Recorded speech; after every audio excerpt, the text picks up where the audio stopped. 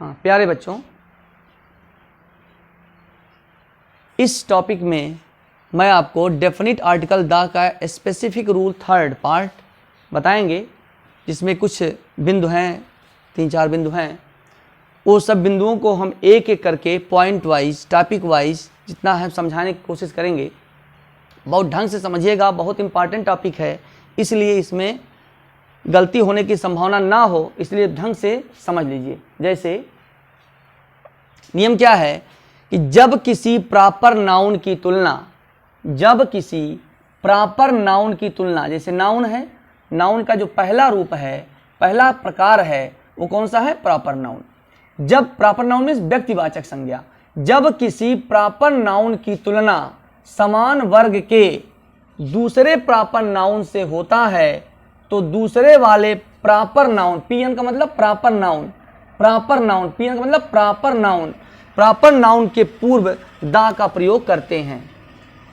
मतलब ऐसे समझिए कि जब एक प्रॉपर नाउन की तुलना दूसरे प्रॉपर नाउन से हो रही हो, लेकिन उनका वर्ग जो होता है वो समान वर्ग होता है, तो जो दूसरा वाला प्रॉपर नाउन होता है उसके पूर्व हम दा का प्रयोग करते हैं।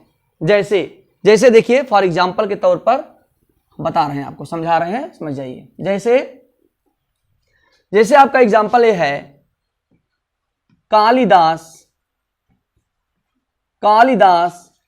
Is the Shakespeare of India.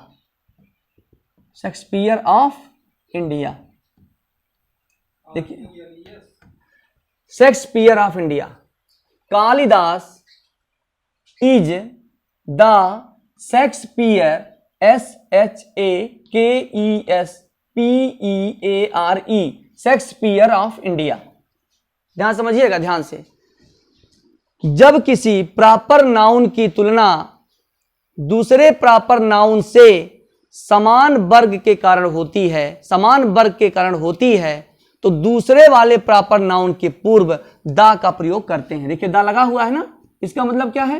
Kalidas क्या है? PN means proper noun, Kalidas proper noun है। शेक्सपियर क्या है? ये भी प्रॉपर नाउन है। अब क्या है?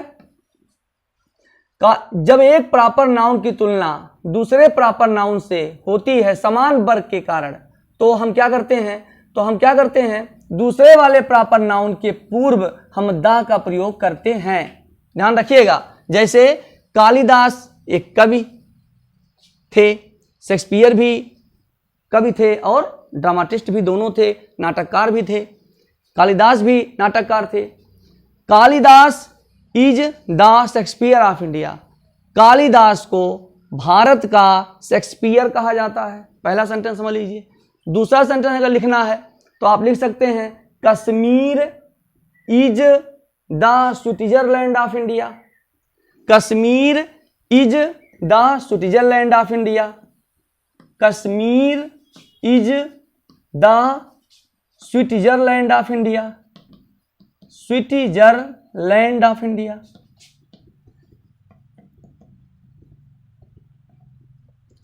कश्मीर को भारत का स्विट्जरलैंड कहा जाता है, या कश्मीर भारत का स्विट्जरलैंड है। अब कश्मीर भी आपका प्रॉपर नाउन है। जब एक प्रॉपर नाउन की तुलना दूसरे प्रॉपर नाउन से होती है समान वर्ग के कारण, ये भी प्राकृतिक सौंदर्य से भरपूर है, स्विट्जरलैंड भी प्राकृतिक सौंदर्य से भरपूर है, इसलिए यहाँ पर आप क्या करेंगे? दूसरे वाले प्रॉपर नाउन के पूर्व हम दा का प्रयोग करेंगे।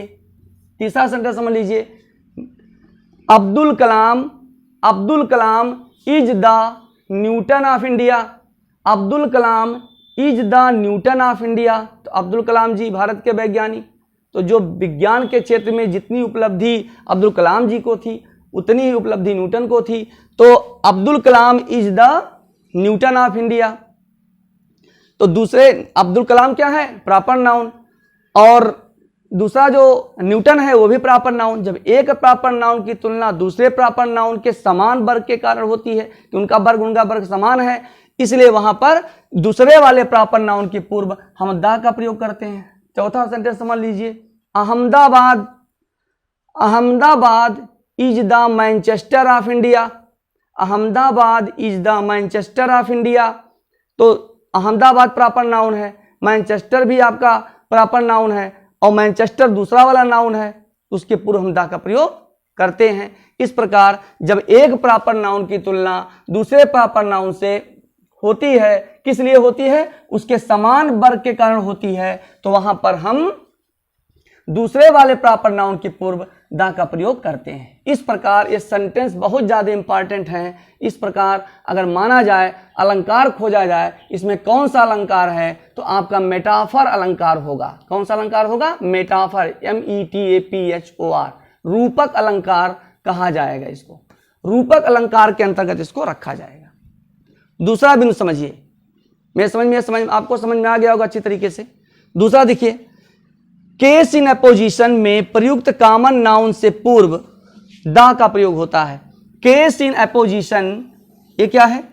केस इन अपोजिशन इंटरमीडिएट के स्टूडेंट जब सिंथेसिस पढ़ेंगे, सिंथेसिस जब पढ़ेंगे, वाक्यों को जोड़ना सीखेंगे, तो उसमें केस इन अपोजिशन के प्रयोग से सिंपल सेंटेंस बनाने को बताया जाएगा। केस इन अपोजिशन ये नाउन का फंक्शन होता है, तो केस इन अपोजिशन में प्रयुक्त कॉमन नाउन से पूर्व द का प्रयोग होता है। जैसे जैसे आ गया सेंटेंस, टैगोर टैगोर टैगोर, जैसे देखिए टैगोर टैगोर कॉमा लग जाएगा, द पोएट कॉमा लग गया, वाज वेरी ग्रेट। अब देखिए केस इन अपोजिशन में प्रयुक्त कॉमन नाउन से पूर्व, अब केस इन अपोजिशन दो कामा के बीच, एक केस इन अपोजिशन में प्रयुक्त कॉमन नाउन है पोएट, कॉमन नाउन से पूर्व द का प्रयोग करते हैं, एक केस इन अपोजिशन है। Tagore the poet was very great, या शेक्सपियर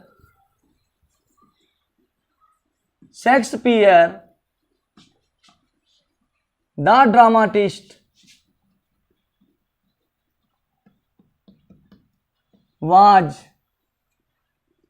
वाज वेरी स्कॉलर। देखिए केस इन अपोजिशन में प्रयुक्त कॉमन नाउन के पूर्व हम द का प्रयोग करते हैं। नेक्स्ट टॉपिक देखिए, शेक्सपियर ड्रामाटिस्ट के रूप में, नाटककार के रूप में बहुत ज्यादा विद्वान थे, बहुत ज्यादा स्कॉलर थे, बहुत ज्यादा विद्वान थे। नेक्स्ट बिंदु क्या है? बहुत इंपॉर्टेंट है नेक्स्ट बिंदु, जब दो या दो से अधिक व्यक्तियों का नाम, बहुत ध्यान से सुनिएगा, जब ध्यान से सुनेंगे तब मैटर समझ में आएगा, ना समझ में नहीं आएगा। जब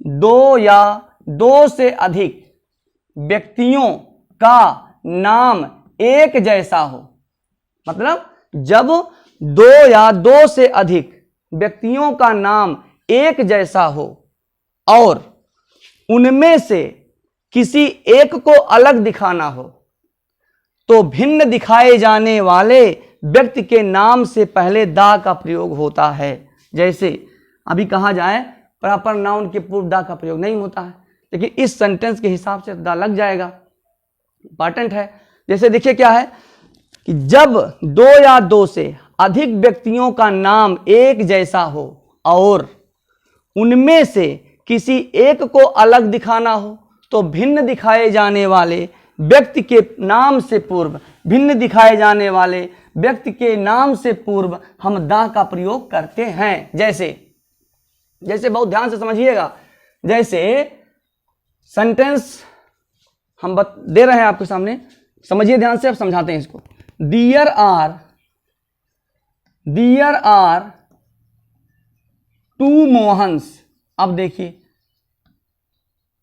मोहन तो व्यक्तिवाचक एस जुड़ा हुआ है, देख रहे हैं ना। There are two Mohans in the class, क्या बताए हैं? जब दो या दो से अधिक व्यक्तियों का नाम एक जैसा हो, जैसे इस क्लास में दो मोहन है, इस क्लास में दो मोहन है। There are two Mohans in the class, but comma लगा दीजिए, comma, but I like the Mohan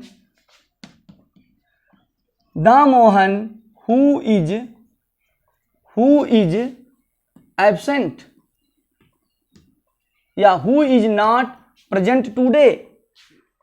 अब देखिए ध्यान से, जब दो या दो से अधिक व्यक्तियों का नाम एक जैसा हो, जैसे There are two Mohans in the class, class में दो मोहन है, लेकिन मैं उस मोहन को ज्यादा पसंद करता हूं जो आज अनुपस्थित है, जो आज स्कूल नहीं आया है, जो आज कतिपय कारणों से नहीं पहुंच पाया है। तो There are two मोहन, बहुत ध्यान से समझिएगा इसको, There are two मोहन्स, यहां भी यह जुड़ा हुआ है, in the class, but I like the Mohan who is absent. इसका मतलब देखिए, उनमें से किसी एक को अलग दिखाना हो, इन दो मोहन में से एक मोहन को अलग दिखाना है, तो अलग दिखाए जाने वाले व्यक्ति के नाम से पूर्व, अलग दिखाए जाने वाले व्यक्ति के नाम से पूर्व हम डेफिनिट आर्टिकल द का प्रयोग करते हैं। बहुत ज्यादा इंपॉर्टेंट है, बहुत ज्यादा इंपॉर्टेंट है। नेक्स्ट बिंदु जो बताने जा रहे हैं, कुछ ऐसे फ्रेजेज आ जाते हैं, कुछ ऐसे फ्रेजेज आ जाते हैं जिनमें पहले से ही दा लगा रहता है। जैसे आ जाता है आपके सामने फ्रेज कुछ ऐसा रहता है, जैसे इन द मॉर्निंग, उसमें पहले से दा रहेगा। जैसे इन द मॉर्निंग, इसमें पहले से दा रहेगा, इन द मॉर्निंग, देखिए दा लगा हुआ है। In the evening,